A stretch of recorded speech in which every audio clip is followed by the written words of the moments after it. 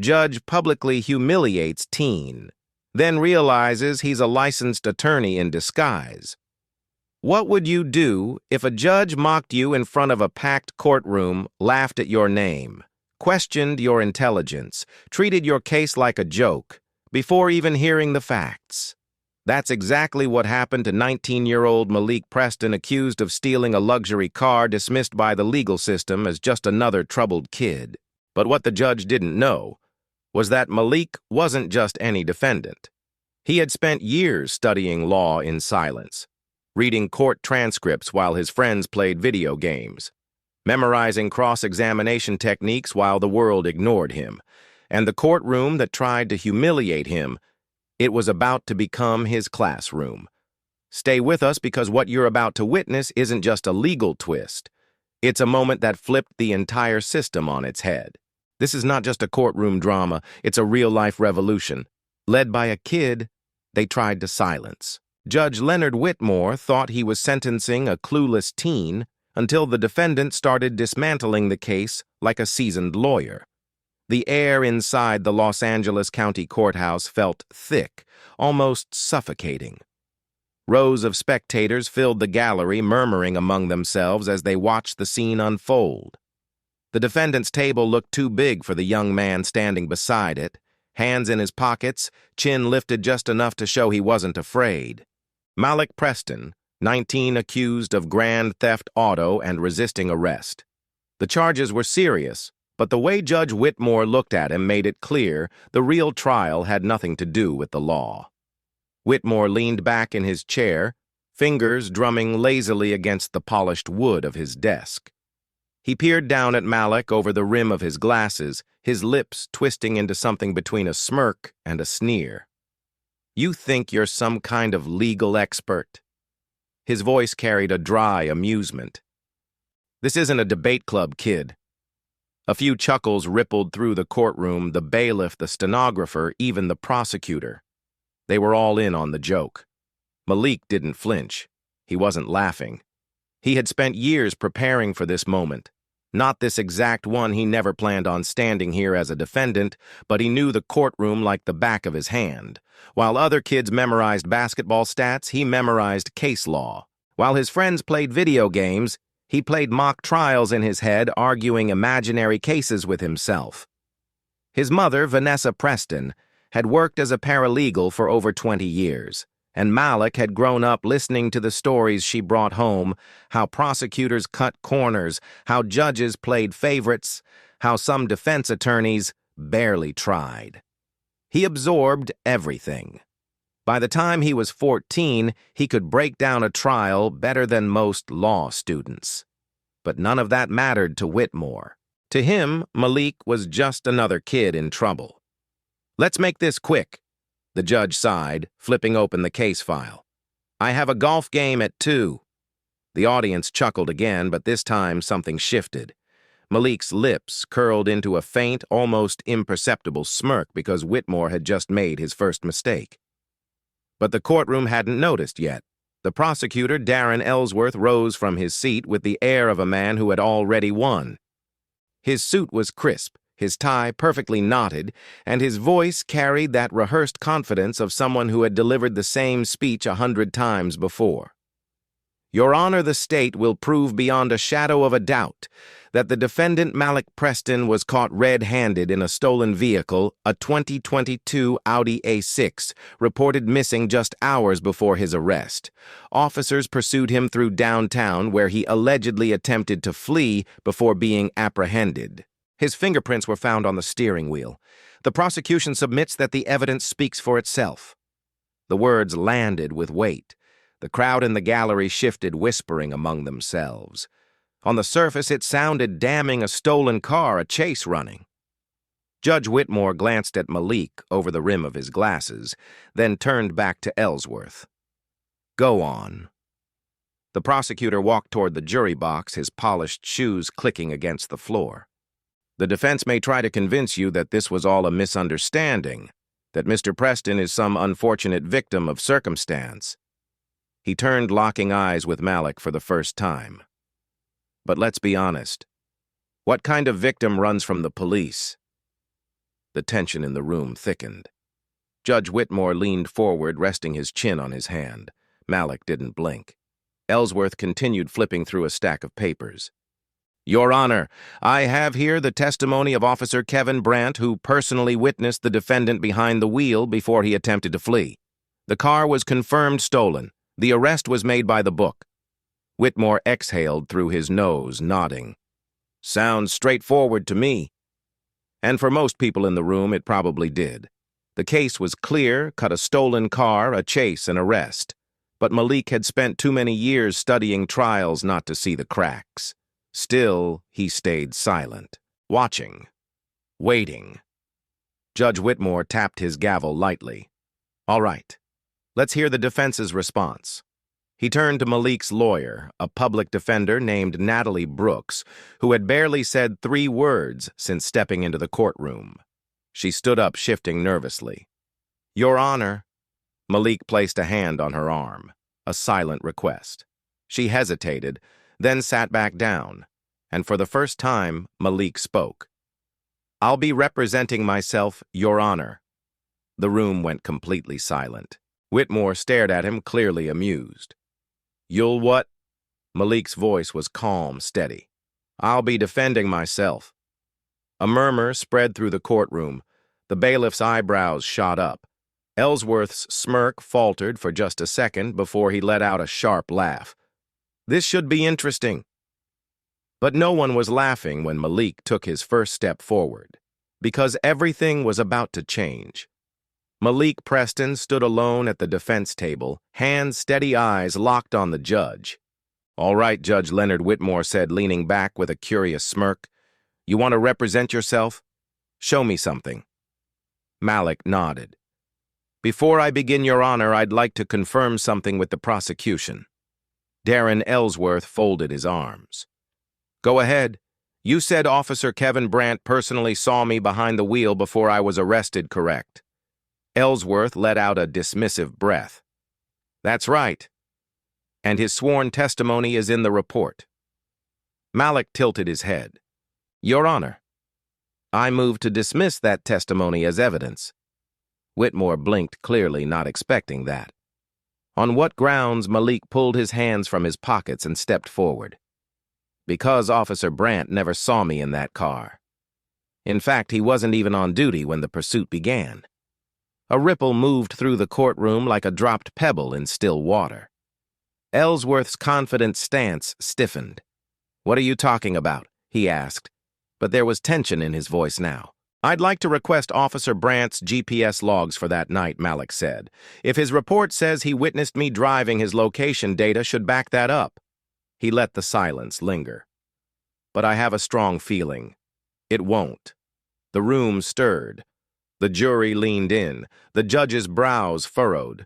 Mr. Ellsworth, Judge Whitmore asked. Any issue with that request? Ellsworth hesitated.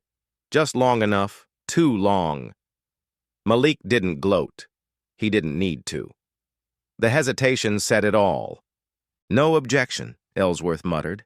That was the first domino. Malik adjusted his stance. While we wait for those logs, Your Honor, I'd like to discuss the fingerprints found on the vehicle. Judge Whitmore gestured lazily. By all means. Malik faced the jury. His voice was calm, clear, but unmistakably cutting. The prosecution wants you to believe that finding my fingerprints on the steering wheel proves I stole the car. But let's think about this logically. He walked slowly, deliberately. Say you try on a jacket in a store, you put your hands in the pockets, maybe zip it up. Later that jacket is stolen. Are you the thief just because your prints are on it? Several jurors exchanged glances. Someone in the gallery muttered, That's a good point. Malik continued. That car was parked outside a 7-Eleven earlier that day. I walked past it with 3 friends. It was unlocked. I leaned against it. I opened the door. Stupid curiosity. That's the extent of it. Then his voice dropped just slightly controlled and razor sharp. Does touching something make you a criminal?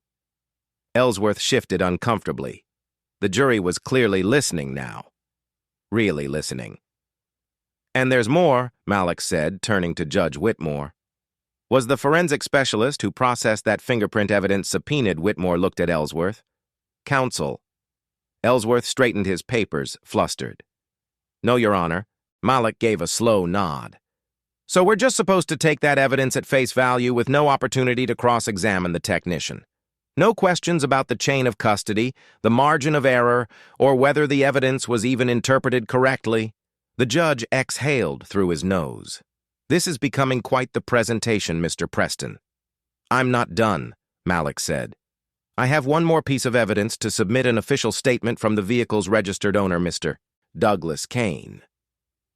Ellsworth went rigid. Malik unfolded a printed police transcript. Mr. Kane told officers the night his car was stolen, I left my car running when I ran inside the gas station. Some kid must have jumped in and taken off, but it wasn't the guy you arrested. I saw the kid. He was white. A collective gasp broke the silence. Malik held the page in the air. This statement is from the original police report, the same one the prosecution somehow forgot to mention. He turned to the judge, voice strong. The arresting officer omitted it. The prosecution ignored it. And yet they want you to believe beyond a reasonable doubt that I, someone who doesn't even match the description of the suspect, am guilty. Ellsworth's voice cracked as he tried to recover. Your Honor, this is irrelevant. The defendant was caught in possession. No, Malik said firmly. I wasn't. He paused, letting the courtroom hold its breath. I was arrested 3 blocks away, walking, with snacks in my hands. The car was abandoned long before. There's no video of me driving it. No photos. Just assumptions. Bad police work. Rushed judgment. And a system that thought close enough was good enough. Judge Whitmore rubbed his forehead. Does the prosecution have anything further? Ellsworth's mouth opened, then closed. No, Your Honor. The courtroom was silent. Judge Whitmore stared at Malik for a long time. Case dismissed.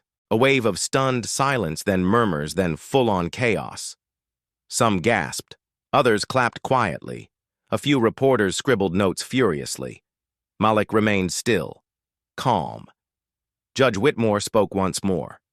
Mr. Preston? Malik turned his head. You should consider law school. Malik smirked. Already am. Outside the courthouse steps were chaos. Cameras, questions, shouting. But Malik wasn't listening.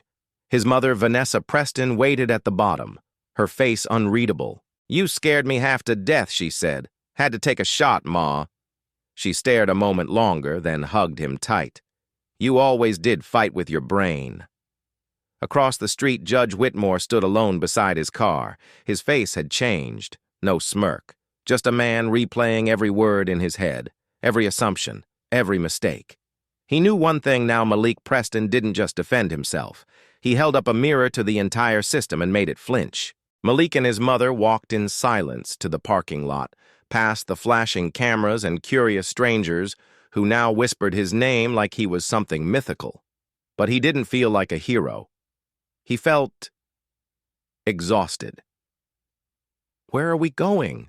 Vanessa asked softly as they reached the car. He looked up at the sky for a second, blue, wide, endless. Home, he said. For now. But even as the word left his mouth, he knew something had shifted. Home was no longer just a place, it was a mission. That night, Malik sat alone at the kitchen table, the same one where he used to do algebra homework, where he had once listened to his mother vent about courtroom corruption and careless lawyers.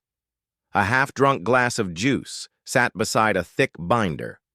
Inside were the original files from his case evidence, inconsistencies, the overlooked witness statement, Officer Brandt's GPS data. He flipped through it again, not because he needed to, but because he couldn't stop.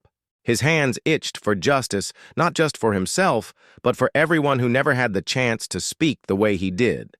He thought about the other kids he saw shackled to public defenders who barely knew their names.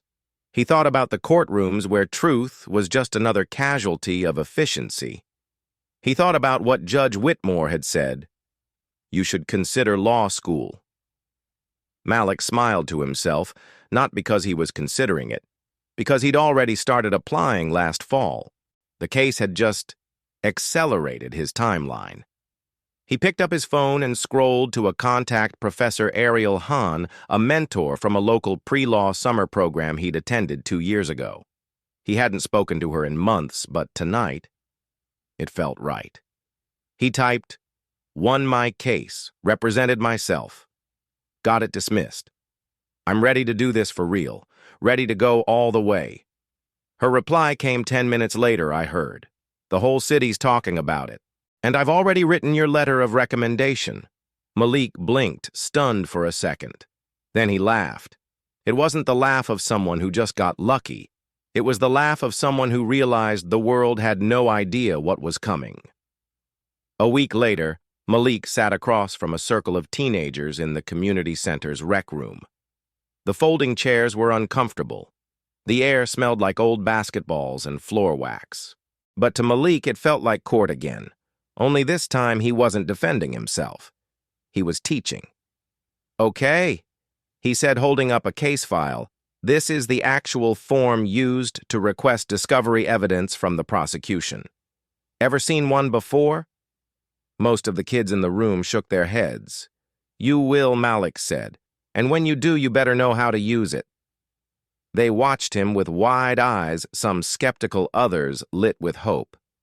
These weren't law students. These were kids who had already been through the system. Some had ankle monitors under their jeans. Others had court dates coming up next month. Malik didn't see them as broken. He saw himself. "This isn't about making you lawyers," he continued. "It's about making sure you don't get steamrolled just because someone thinks you won't fight back." A hand went up. "What if we're guilty?" a boy asked quietly. "Like really guilty?" Malik nodded. "Then you still deserve fairness. You still deserve to be seen. The law is supposed to protect people even from their own mistakes." The room was silent, because they weren't used to hearing that. Later that evening, Malik walked into the back office of the community center where his mother was sorting paperwork for a new youth outreach initiative. She looked up as he entered, exhaustion in her posture, but pride in her eyes. "They listened to you?" she asked. "They did," Malik said. "And tomorrow more will." Vanessa leaned back in her chair. "You're turning into your own kind of courtroom." He smiled at that. Not because he wanted power, but because now he understood it and how to use it right. Meanwhile, in a quiet judge's chamber downtown, Judge Leonard Whitmore stared at the transcript of the trial. Again. He had read it 3 times. Each word cut deeper. Not because Malik embarrassed him, but because he had been blind. He looked out the window at the courthouse steps. The same steps where that boy had walked away, not angry, not triumphant, but clear. Whitmore knew then the system didn't need more judges who kept the docket moving. It needed listeners. It needed learners. It needed people like Malik Preston, even if they didn't wear the robe. Within 2 weeks, Malik's story had gone viral. Not because he wanted it to, but because the truth has a way of finding light when it's finally spoken without fear. Clips of his courtroom defense, recorded by a local journalist in the gallery, had racked up over 3 million views. TikTok edits labeled him the real legal eagle flooded feeds. Twitter turned his cross-examination of the prosecution into, quote, threads legal commentary and praise from civil rights attorneys around the country. But Malik ignored the noise. He wasn't chasing clout. What mattered to him was the email that landed in his inbox that Tuesday night. Subject line, "We need to talk about change from the inside." Sender Councilwoman Mariah Ellis. She had watched the trial. Twice. She had read every article, every quote, every transcript. And now, she wanted to meet. That Friday, Malik sat in a city hall office far larger than any space he'd ever been invited into before. Councilwoman Ellis entered with a presence that didn't need announcement, focused, composed, and tired of bureaucracy. "Malik," she said, extending her hand. "You don't know it yet, but you've cracked something open." He raised an eyebrow. Cracked what exactly? The illusion, she said. That the system works the same for everyone. You showed what it looks like when someone knows their rights and dares to speak them. But you also showed what happens when a young black man knows too much. That courtroom didn't expect you, and that's exactly why this city needs your voice. She sat down across from him. I'm launching a youth legal literacy initiative, city-funded, taught in schools, juvenile centers, and neighborhoods nobody visits unless there's a police report. I want you on the founding team. Malik's heart skipped. Councilwoman, I'm not even in law school yet. She smiled. Exactly. You didn't need a degree to expose injustice. You just needed clarity, courage, and the right moment. And there are hundreds of kids out there who won't wait 4 years to defend themselves. They need someone now. He was quiet for a long beat. Then he said, okay, let's teach them how to fight fair. A month later, Malik stood in front of 30 students inside a weathered high school auditorium on the south side of the city. The folding chairs were mismatched. The overhead lights flickered. The air conditioner groaned like it wanted to quit. But not a single student looked away. They weren't there because they were forced to be. They were there because word had spread. The kid who beat the system wasn't just a story online anymore. He was real and standing right in front of them. I'm not here to impress you, Malik said, walking slowly across the stage. And I'm definitely not here to tell you what to do. He stopped and looked each of them in the eyes. I'm here because I know what it feels like to be underestimated. To have people look at you and already assume you're guilty of something, anything. A murmur of agreement rippled through the seats. I was lucky, he continued. Lucky to know my rights. Lucky to have a mother who taught me the law before the streets could teach me something else. But most of all, I was lucky to survive a system that wasn't built for me. He let that truth sit for a moment. Then he pulled out a thick binder. But luck isn't a strategy. Knowledge is. He flipped it open and held up a sheet. This, he said, is a motion to suppress evidence, and by the time you walk out of this room, every single one of you is going to know how to write one. The room went still, then erupted in energy. This wasn't a TED Talk. This was a class in survival. And Malik. He was no longer just a name in a headline. He was building a network of defenders, one mind at a time. Meanwhile, back at City Hall, Councilwoman Ellis watched a live feed of the workshop from her office. She smiled, proud but also sobered, because Malik Preston's rise wasn't just inspiring, it was a challenge. To judges, to lawmakers, to the educators who had failed to see brilliance hiding in the back row, to a nation that still measured potential through privilege. Malik wasn't waiting for permission to change things, he was already doing it, and she knew he was just getting started. By the end of that semester, Malik's legal workshops were being taught in 6 high schools, 2 juvenile detention centers, and even 1 police academy. Yes, a police academy. It was Councilwoman Ellis's idea, but it was Malik's presence that made the difference. He stood in front of a room full of future officers, young, clean-cut, clipboard ready, and said the one thing none of them expected, I'm not here to accuse you. I'm here because one day someone like me is going to look you in the eyes and hope to God that you see more than a suspect. Silence. Then something shifted. The conversation that followed wasn't easy, but it was real. And for the first time, Malik saw what change looked like from both sides of the badge. Back at home, his mother, Vanessa, was keeping every article, every letter from grateful parents, every email from kids who said, "You made me feel seen." She didn't frame them. She kept them in a shoebox under her bed, just like the court transcripts from his case.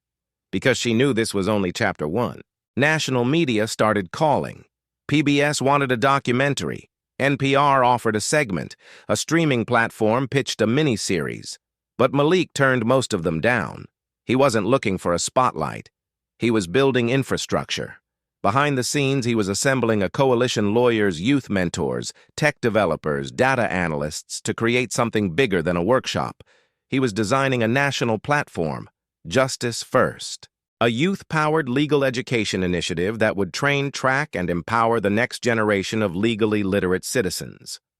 When asked why he called it that, Malik simply said, "Because when you know your rights, everything else comes second." But not everyone was celebrating. There were whispers among old-school judges, anonymous op-eds about the danger of glorifying defendants, political figures accusing him of radicalizing students. Malik didn't respond to any of it publicly. Instead, he printed one of those editorials, folded it in half, and slid it into a binder titled "Proof We're Being Heard," because to Malik, Preston resistance wasn't a threat. It was a sign he was hitting the right nerves. 3 months later, Malik found himself standing in the rotunda of the state capitol building. The echo of marble floors beneath polished shoes, suits rushing by, lobbyists whispering in corners, and him just 20 years old in a black button-up shirt with no briefcase, no staff, no practiced political smile. But when he stepped to the podium, the room fell still. He wasn't there for applause. He was there to testify. Too often young people walk into a courtroom already sentenced in the minds of those who see them, not because of evidence, but because of who they are, or who they're not. I was almost one of them. He paused, steady.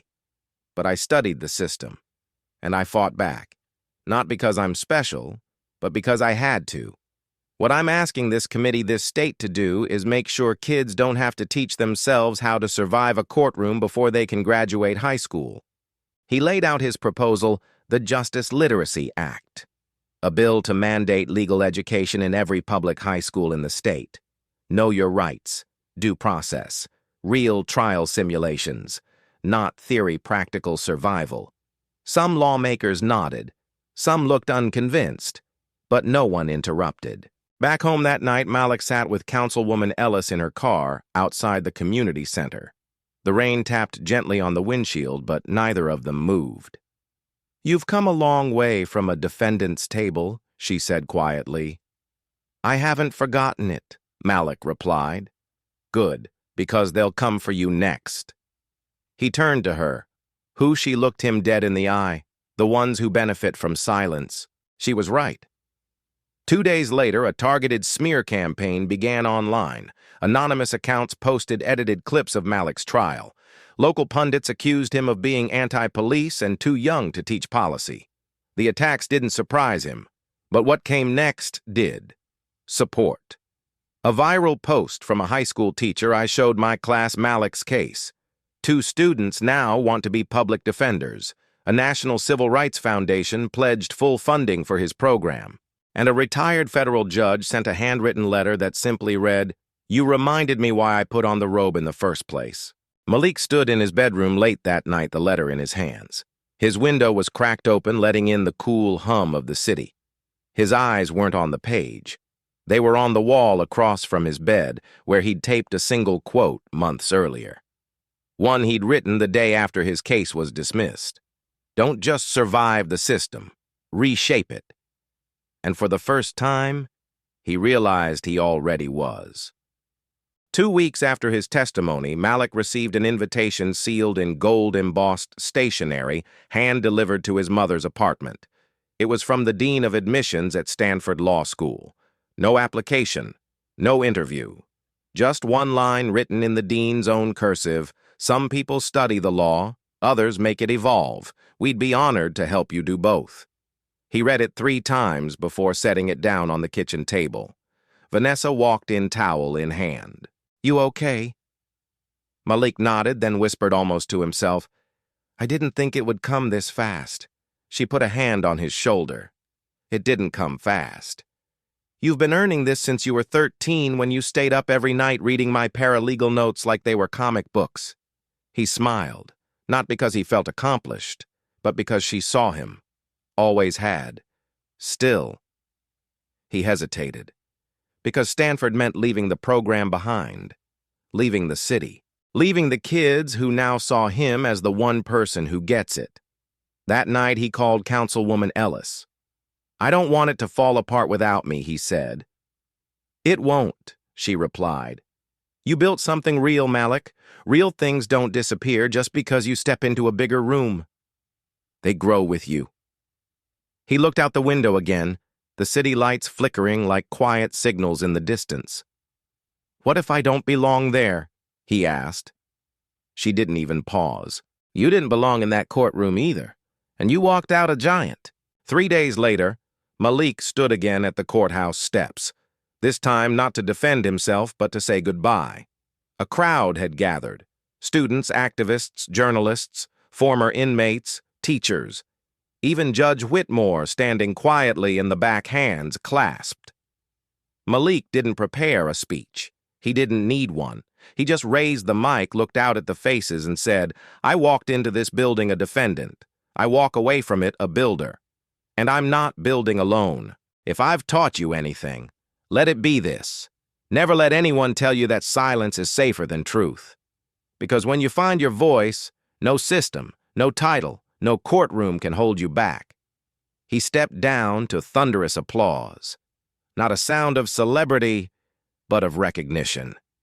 They weren't clapping for what he did. They were clapping for what he showed they could do too. 3 months later, the Justice Literacy Act passed unanimously. It was the first time in over a decade that a bipartisan education bill had moved through the state legislature without a single vote against it. The headlines didn't mention Malik by name, but the authors of the bill knew. So did the students now learning how to read court documents at 16. So did the kids who asked their teachers, "Can we do what Malik did?" And so did Vanessa Preston, who stood alone in her living room one night, holding a letter from the governor's office that simply said, "Thank you for raising a son who reminded the rest of us how to see justice." Back at Stanford, Malik sat on the steps outside the law library, same hoodie, same notebook, same quiet fire in his eyes. A first-year professor walked by and asked him what he was working on. He looked up, grinned faintly.